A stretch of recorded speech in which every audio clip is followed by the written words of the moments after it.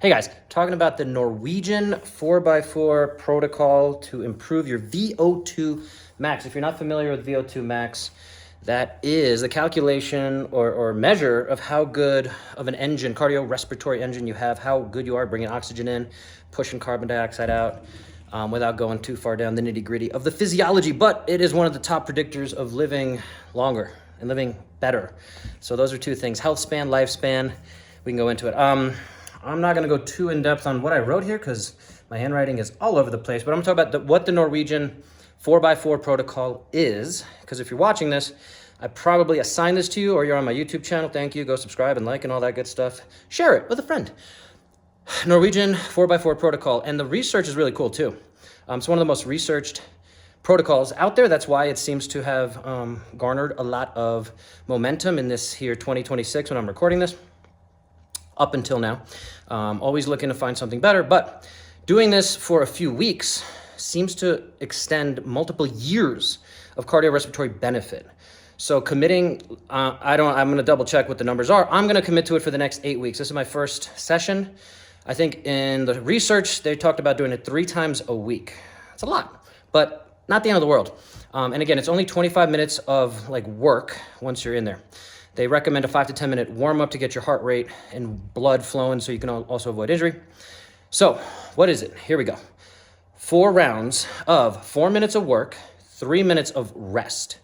And you're choosing any, I guess you could do, mix it up if you really want, but you're choosing, I just did the assault bike, which whichever thing you choose, you just want to be able to start getting mentally prepared and preparing and setting up so you know what to focus on. Because if you're running, you might be able to look at what your laps are. You might need to keep checking your heart rate. On a bike, on a rower, on a ski machine, any kind of cardio equipment, if you can really keep an eye on what your pacing is and your heart rate is, that's going to be the best way to do this, in my opinion. So 4 minutes on, 3 minutes off. A couple things you can do. Again, on the bike, I was looking at my RPM because that's the effort I can control. If I'm on the rowing machine, I'm going to try to keep it at a 155 or whatever that pace is that you can do. And ultimately, you're checking your heart rate. So I wrote all my numbers down. If you want to know any of them, I'm happy to share.